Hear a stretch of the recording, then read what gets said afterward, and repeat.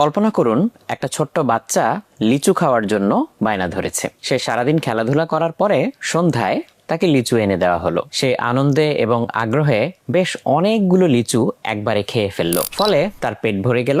রাতে আর তেমন কিছু না খেয়ে সে ঘুমিয়ে গেল।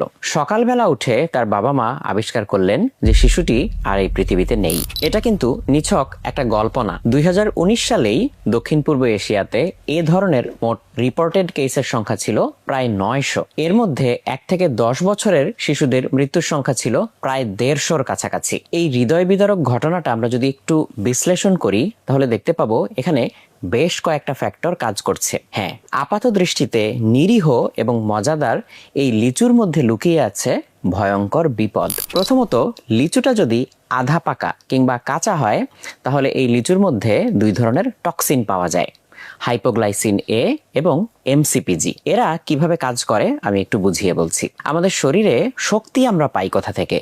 গ্লুকোজ থেকে বা শর্করা থেকে। যখন ব্লাডে গ্লুকোজের পরিমাণ কমে যায় আমাদের শরীর নতুন করে আবার গ্লুকোজ তৈরি করতে পারে শরীরে আগে থেকে জমে থাকা গ্লাইকোজেন থেকে কিংবা ফ্যাট মেটাবলিজমের মাধ্যমে। এই দুটো টক্সিন ঠিক এই প্রক্রিয়াটাকেই বাধা দেয়। বিশেষ করে যেসব বাচ্চারা একটু শুকনো পাতলা কিংবা ওজন কম তারা কিন্তু আরো বেশি ঝুঁকিতে থাকে। ফলে সেই যে সে না খেয়ে ঘুমিয়ে পড়েছিল, খালি পেটে অনেকগুলো আধা পাকা লিচু খেয়েছিল, এর ফলে এই টক্সিনের বিষক্রিয়ায় তার শরীরে হাইপোগ্লাইসেমিয়া হয়েছিল বা গ্লুকোজের পরিমাণ একেবারে কমে গিয়েছিল। হাইপোগ্লাইসেমিয়ার প্রধান লক্ষণগুলো হচ্ছে শরীর ঘেমে যাওয়া, বমি ভাব, ঝিমুনি ইত্যাদি। এরকম কোনো লক্ষণ যদি প্রকাশ পায় তাহলে সাথে সাথে শিশুকে কিন্তু হসপিটালে নিয়ে যেতে হবে। যদি আপনি বুঝতে পারেন যে একটা শিশু, ছোট একটা বাচ্চা, সে খালি পেটে অনেকগুলো আধা পাকা বা কাঁচা লিচু খেয়ে ফেলেছে, তাহলে লক্ষণ প্রকাশের আগেই তাকে আসলে গ্লুকোজ বা চিনি জাতীয় জিনিস খেতে দেওয়া উচিত।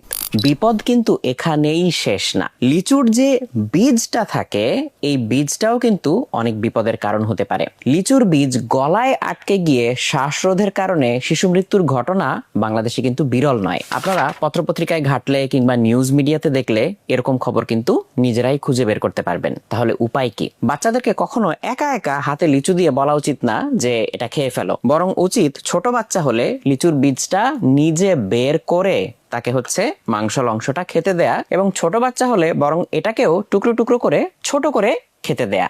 তাহলে কিন্তু এটা অনেক নিরাপদ। এবং একসাথে কখনোই বেশি লিচু বাচ্চাদেরকে খেতে দেওয়া উচিত না। বিকজ যত বেশি লিচু বাচ্চারা একসাথে খাবে তত কিন্তু লিচুর এই যে টক্সিসিটি বা বিষক্রিয়া আক্রান্ত হওয়ার সম্ভাবনা এটা কিন্তু বাড়তে পারে। কাজেই পাকা লিচু খেতে দেওয়া উচিত, কিন্তু তারপরেও খালি পেটে একসাথে অনেক বেশি লিচু খেতে দেওয়া উচিত না। এই বিষয়গুলো যদি আমরা সতর্ক থাকি তাহলে এই